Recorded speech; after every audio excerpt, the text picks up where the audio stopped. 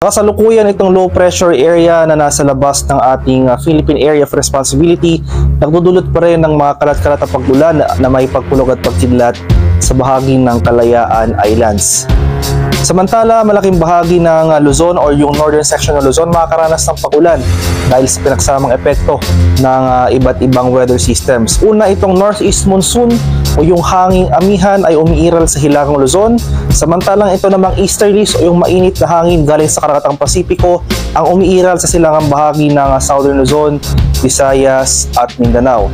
At makikita natin dito itong axis ng tinatawag nating shear line o yung convergence o yung pagsasalubong ng mainit at malamig na hangin ay kasalukuyan nakakaapekto sa silangang bahagi ng Luzon.